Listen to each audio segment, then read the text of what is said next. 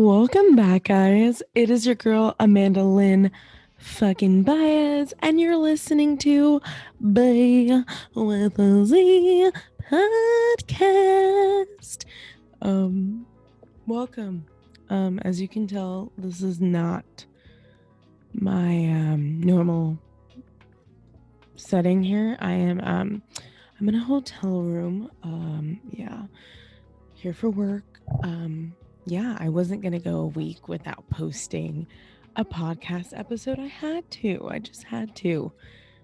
It'd be wrong if I didn't, besides this makes me feel like, I'm busy. Just keeps me, in a nice flow. But yeah, in today's episode, there is no guest. It's just the one and only moi. And I decided to do a whole Q&A. Yeah, so that's what we're doing today. Because where am I going to get a guest at? I'm in Boston, Massachusetts. I wasn't going to go on Craigslist and be like, oh, who wants to be a guest on a podcast show? I just wasn't going to do that. I normally don't do that. Anywho, yeah, let's get right to it. Oh my god. Yeah, let's a fun fact, I recorded this earlier this morning before I went into work, and yeah, lo and behold, I didn't record. I thought I hit the record button, but no, I was just talking to myself for 35 minutes. Makes me want to fucking cry. Anyway, all right. So I had a surprisingly good amount of questions from you guys. Thank you. I was afraid no one was going to ask me anything, but no, I actually have really good ones, and I have questionable ones. But yeah, there's no such thing as a stupid question. So I will answer all that has been asked of me. Okay. All right. Let's get started. All right. We are going to go on to the first question. Question was, how did you find your passion for what you do? You inspire me.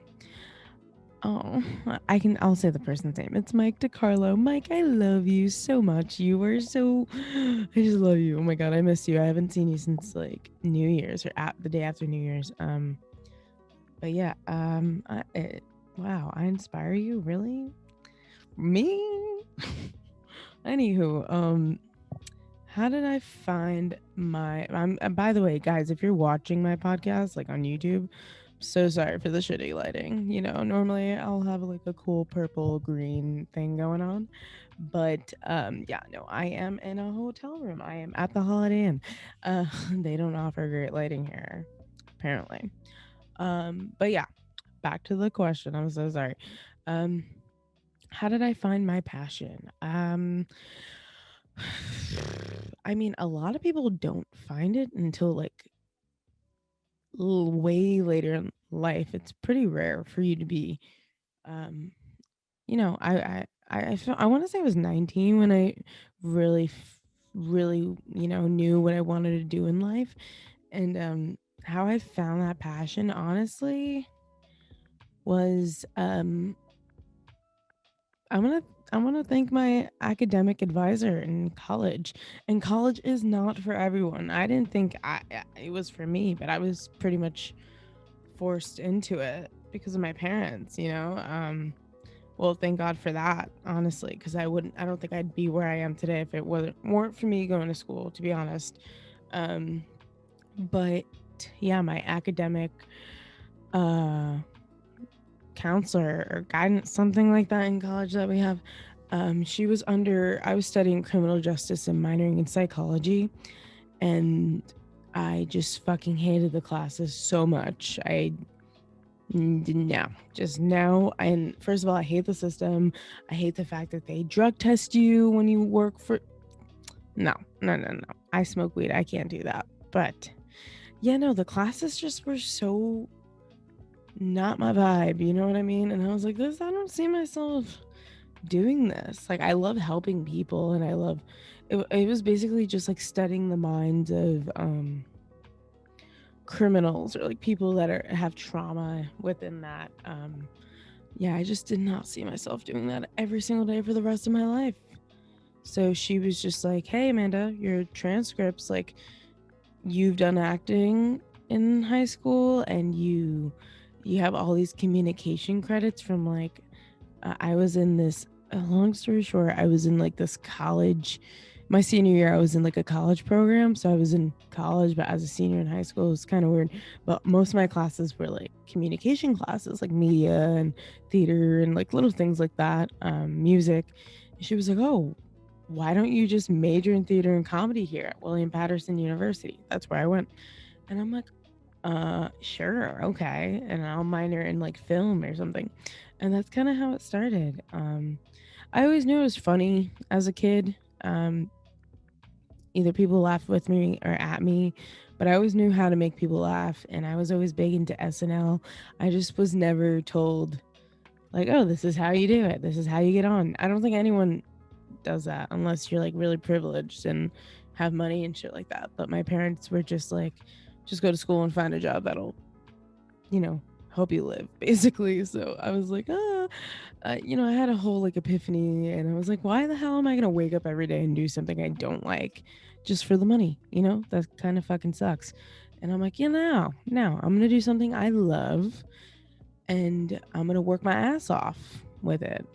And as you may know, those artists out there in the entertainment biz, especially, it is not easy. It's very competitive, but I mean, I wouldn't be where I am today, and if I didn't have that drive and motivation. So that's how I found my passion. Was that lady, Debbie? Thank you so much, Debbie, for pushing me and changing my major and just having me take theater and comedy at William Patterson University, because that definitely helped. Definitely. All right. Next question. Why are you in Boston? Well, nosy bottom. No, I'm just kidding. I am in Boston for work. I work as a production assistant. So I'm like trying to fix this right now. Yeah, so I work for a production team called Don's Light Media as a PA, and they are shooting a feature film that's going to actually be on Lifetime channel. If you guys don't know what Lifetime channel is, you probably never watch TV with your mom. Good channel with movies though. It's really good network. Very entertaining films. So we're working. I can never talk on my podcast. Anyway, we're working on a feature film, and I'm so happy to be a part of that. And I'm here like almost a month basically, and oh fuck. That's why I have this this setup that's like flimsy as shit. My whole mic, and just me being in a hotel room, and yeah. I'm trying, guys. This shows I care, okay? Um, but yeah, that's why I'm in Boston. Boston's cute. The people are funny. Yeah, okay. That is why I'm in Boston. Next question. Top 3 greatest comedians of all time? Question mark. Top 3 greatest? I'm just gonna say my favorites. Greatest, which I think are the greatest comedians that made a whole, like, I don't know, made a pathway for everyone else, I guess. I know she's not really a stand-up comedian, but she's a comedian. She works a lot in sketch comedy and shit. It's Kristen Wiig. She is one of my favorite people in the entertainment industry. She's so funny and she's great. She was so good at Saturday Night Live. Like, she really truly made a mark, and she's so great at improv. She's like the queen of improv. Yeah, she's amazing. I love Kristen Wiig. And I also love Rosebud Baker. If you guys haven't heard of Rosebud Baker, she is fucking hilarious. She's just so dry and edgy and a little bit of raunchiness, and she's just great. She's awesome. She's one of my favorites as well. You should look her up. And I obviously Dave Chappelle. Dave Chappelle is hilarious and he educates you as well. Yeah, no, I love those three comedians, the two ladies and the one man. All right, next question. When did you know you wanted to be a comic? Going back to 19 years old with that whole, I'm pretty sure I answered this in the first question. Debbie, academic advisor. Well, no, she wasn't like the main reason, but like if I wasn't taking those courses, William Patterson is one of those schools that offer a comedy program, and the one out of the three schools in this country. And yeah, you take sketch comedy writing, you take late night comedy writing, you take stand up and performance writing, all that stuff. It's just amazing. And Lexi Colin Baker is she runs that whole shit, and she's amazing. And at 19 years old, that's when I knew I wanted to be a comedian, seriously. And yeah, just like I said, I just always knew I was witty and I was always good at writing. So the fact that I was good at writing comedy and performing it, I was like, no, I gotta do this. Like, I at least have to give it a shot, That's when I knew. I knew at age 19, I had an epiphany again, and letting you guys know, it was like a whole dream I had. And those dreams, like, I don't know if you guys, for those of you listening, I don't know if you ever had this happen to you, but you have this dream, and well, I don't know if you heard me swallow just now. Anyway, I have this dream, and let's say it's a dream of like a garbage truck backing up or whatever and hitting like the garbage can. I would have that dream, and then like 4 months later, it'll happen. Like, I was like, that's a Raven, bitch. Like, it was happening in real life. And I just had this very vivid dream about me like being on a carpet and wearing a nice ass sparkly dress and just like being nominated for something. I don't know what it was. I forgot, because dreams last like 5 seconds, but this shit felt like so real and so vivid. And I'm like, oh no. After that, I was like, I gotta do this, because the only way to get there is if you don't, you gotta try. Why, but yeah, that's when I wanted to be a comic. I just knew like I had to try something. If I sound tired, guys, it's because I got back from work and I worked 14 fucking hours. 14 hours on set. I'm so tired, and it is 2:19 a.m. and I'm doing this right now, and it's gonna be uploaded Sunday, this episode, okay? Anywho, okay, next question. Now that you've had a podcast for so long, what's the best thing you've gotten out of it so far? I've only had it not even a year. I started in April. This Bay with the Z, I started in April, and I only started it because of the whole pandemic. I was doing stand-up. I was getting gigs left and right in the city, even in Los Angeles, and and then COVID happened and slowed everything down. But anyway, besides that, it did make me start a podcast, and I honestly never really thought of starting one. Like, I never really wanted to until oh, sorry, that was so gross. Sorry. Until the pandemic. Basically, I just needed a comedy outlet. So the best thing I've gotten out of this so far is just the fact that I can connect with you guys, and this is kind of like my diary, but out loud. It's really weird. I just say what's on my mind. I say what the fuck is up, basically. Just whatever's streaming through my brain, I say it in this microphone. And I've gotten like the best feedback and the best support from people. So definitely the the best thing I've gotten out of this was just connecting with people and people relating to me and my issues and knowing I'm not the only one going through shit, you know? And I guess meeting new people too.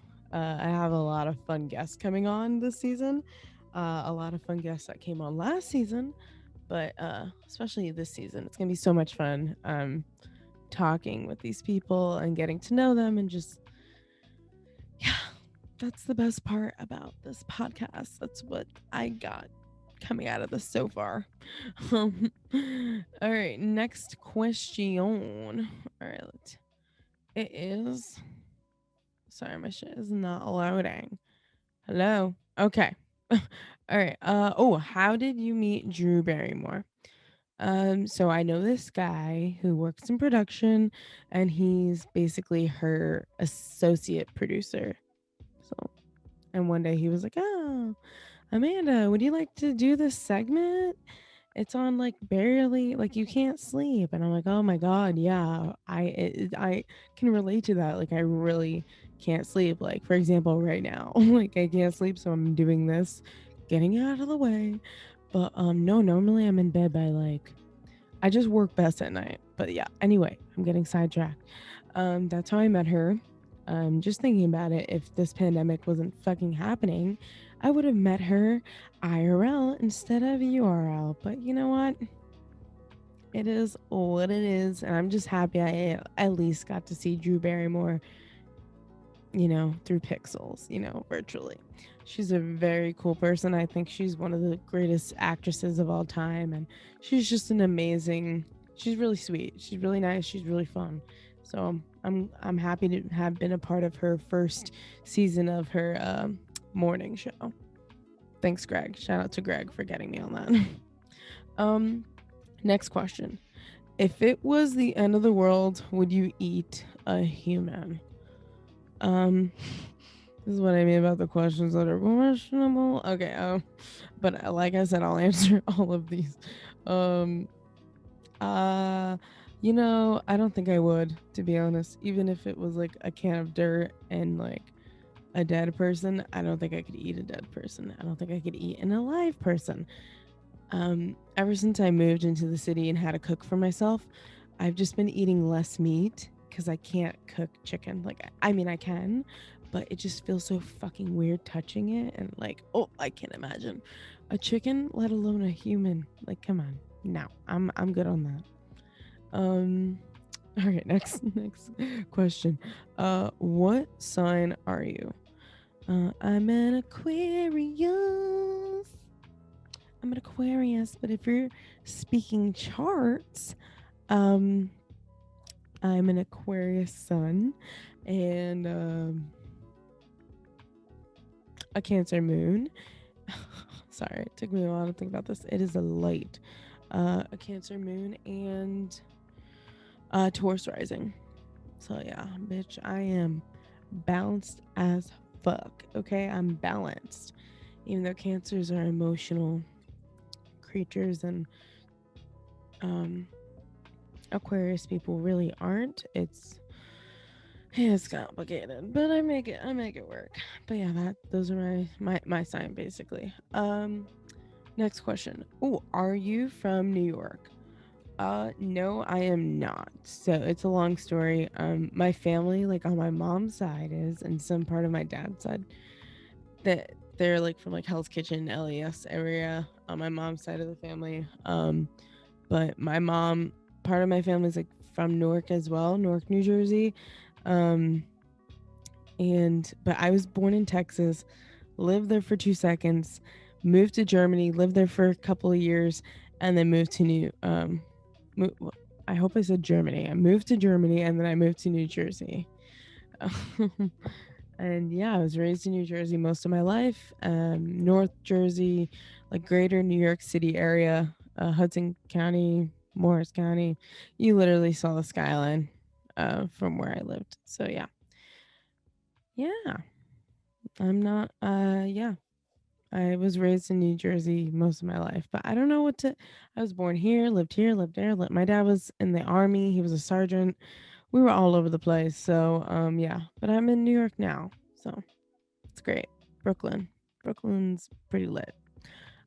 What's the coolest thing you worked on? This is the next question. Um, besides, honestly, besides this podcast, like season 2 has been super fucking lit, and how we shoot it, like, not even kidding. Like, I'm not trying to sound biased, but I worked so hard on this, and I have like my roommate is an AD, my boyfriend is a DP, so it's kind of cool to like see them want to put, they're like hands on deck with this whole Bay with the Sea podcast, especially with filming it. They set up the living room like a studio, and it's just so fucking nice. So this is honestly like one of the best things I feel, the one of the best things I worked on. But on as well as like this feature film is a lot of fun. Like the production team is great. The producers are awesome, and they come from LA and Boston and some from New York as well. So this is also a cool thing to work on. And I also worked on a Hulu series back in 2019, and that was a lot of fun. We got to travel and eat a lot. It's called Eater's Guide to the World. Came out November 11th, 2020. Check it out. It was a lot of fun to be a part of that. Okay. Next question. What celebrities have you met? Okay, so it's Drew Barrymore. I met Drew Barrymore. When I was performing at Gotham Comedy Club, I want to say like twice I met Jim Gaffigan, because he would like perform in the middle of the shows for some reason. But he's really cool. He has mad fucking kids. You already know he's a great comedian, because like no comedian has 5 kids and can afford it. Like, so you have to be an amazing comedian to get paid that much to afford all those kids. But yeah, I met him. Seinfeld like once at Gotham Comedy Club. A time where I was performing. He comes up randomly as well to those shows. And then who else? Oh, Don Toliver I met. He's like this rapper, if you guys don't know who he is. Rapper, he's a part of like Jack Boys, like Travis Scott and shit. He's nice, he's cool. His music's really good. He's like huge because of TikTok, I feel. Whoa, who else? In production, you're gonna meet a lot of celebrities, and you'll see that, oh, they're just human, They just get paid more. That's pretty much it. All right, next question. Is what you're doing now a dream job? I wouldn't necessarily say this is my dream job. Like, what I'm doing is fun, and what I went to school for and stuff like that. But my dream job is to work in a writer's room, and be a successful comedian, travel, doing shows all over the country, and just working in a writer's room. That is my dream job. So that's what I'm working towards. Next question. Do you have siblings? Yes, I do. I have like my sister Monica. We are biological sisters, but my mom, like, I'll count my mom's boyfriend's kids. They're like my step siblings. So I'm in the middle. No one cares about me though. I'm just they forget about me. But anyway, yeah, shout out to Monica, Crystal, Edison, and John. Next question. Okay. Worst habit. I don't know if you guys noticed already. Oh my god, that was disgusting. I've been biting my nails. That's when I'm stressed the fuck out, is when I'm biting my nails. The worst habit. But you know what? My immune system is strong as shit, because I be touching everything and biting my nails. So you'd think this pandemic would stop that habit. It has not, sadly enough. I can't believe I showed you guys a picture of my fingers. Not a picture. I just like, ugh. Oh, we're just gonna hide that. Okay. Anywho, next question. Oh, sorry about that. Okay. That was disgusting. Do you see yourself working in LA?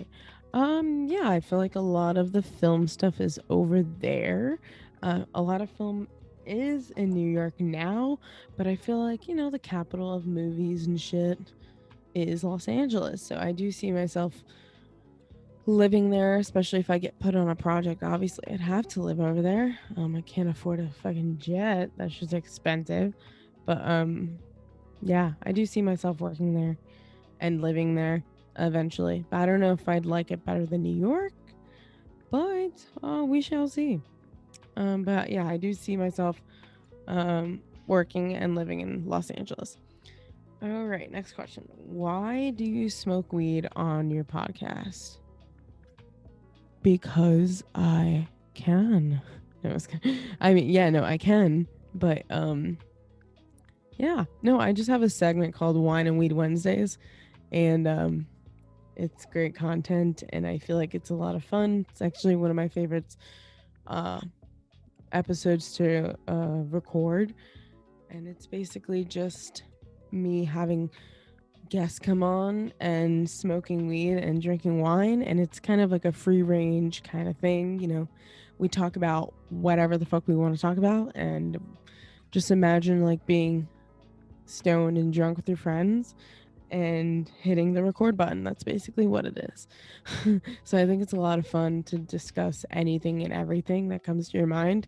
But yeah, I'm not like saying those are my favorites. Like, I do have a lot of fun episodes. It's just fun to have like free range, instead of being like, oh, we have to talk about this topic because that's what the episode's all about. No, this is like, I'm stoned as shit. I want to talk about the Titanic or something.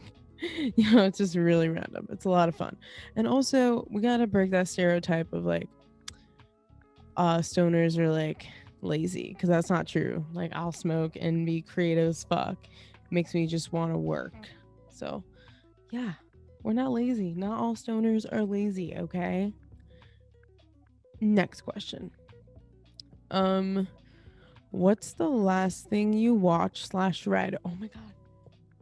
I might have to grab it for you guys. But okay, the last thing I watched was Princess Diaries. My boyfriend, he has Disney Plus. Thank God. I'm pretty sure he got that shit for me because I've been saying I wanted it and he got it. But yeah, thank you. Thank you so much, Liam. I love you. Um I watched Princess Diaries 1 and 2 while staying in this hotel, and Anne Hathaway is so great in that movie, and yeah, it just brought me back childhood memories. But I gotta show you guys. I never read, but I'm gonna show you guys what I've been reading. Hold on.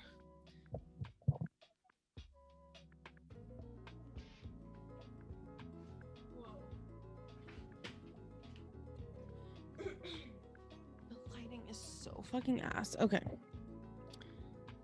All right. So this is what I've been reading. Steve-O's Professional Idiot, a memoir.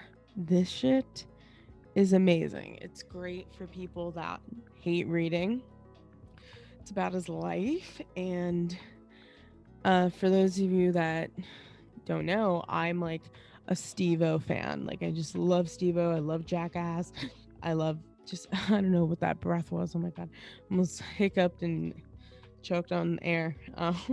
But yeah, this is such a good book. It's about like, since he was little, just being a troublemaker and just living his life and becoming a drug addict, and then joining the circus and doing backflips off of balconies at college parties. It's just a lot of shit in here. Like, look at this. Let me see. Let me show you guys.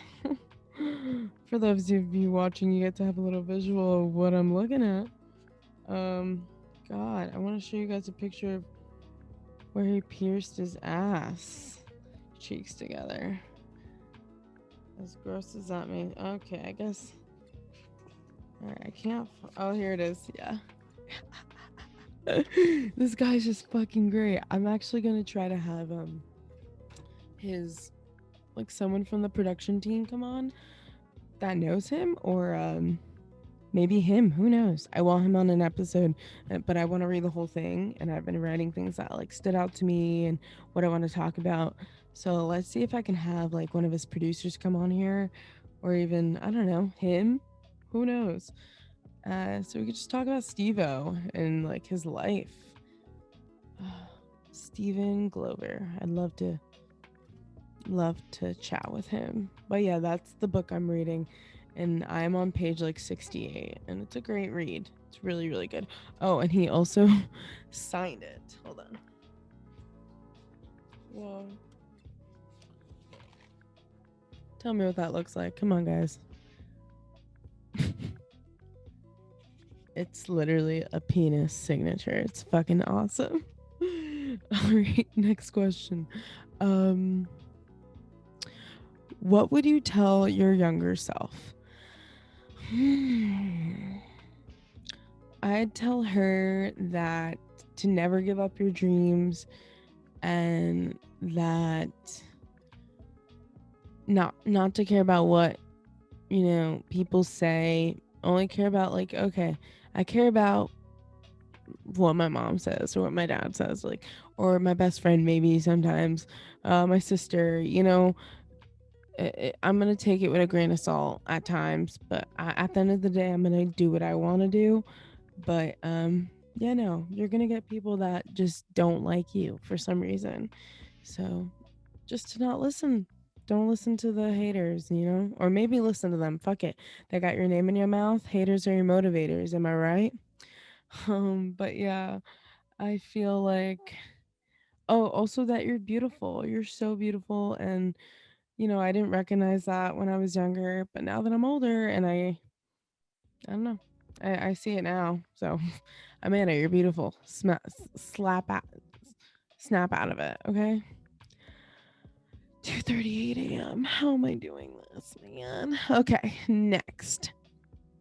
Instead of talking to little old me, ooh, seems like you're a jack of all trades. Can you draw though? Girl, hold on. Let's see. Oh, fuck. Ready? All right. I'm gonna count right now. Ready? 1, 2, 3, 4, 5, 6, 7, 8. Oh my god. 9, 10. Yeah. Come on. Am I not an artist or what? This is literally the only thing I could draw is a cow. Not even kidding. Not my guidance counselor. What am I saying? My camp counselor. So many counselors in my life. My camp counselor taught me how to draw a cow. It's not that bad. Come on. It's cute. Well, thank you guys for listening. Like always. I wish I had a guest on, but it's just me, little May, in this hotel room in Boston. So I figured, why not do a fucking Q&A and you guys ask me whatever the hell you guys want. Thank you guys all for thank you to those that asked me questions. Maybe I'll do this again. Who knows? Thank you guys for listening. Babe with the Z is new episode every Sunday, sometimes Wednesdays. I know Wine and Weed Wednesdays need to come back, and this is episode 4. We're gonna get it back, honey. It's gonna happen. I already know who's gonna come on the next one for this season, so just stay tuned. But yeah, I'm gonna go the fuck to sleep because I saw myself getting cockeyed in that video. There's no way I can edit that out, okay? It's there. I'm tired. I'm dying. Working in film is so draining, but I love it. But thank you guys for listening. Thanks for all the support. I need to smoke a blunt, for I am in Boston. I need to hit a dispensary tomorrow. All right, y'all. Peace.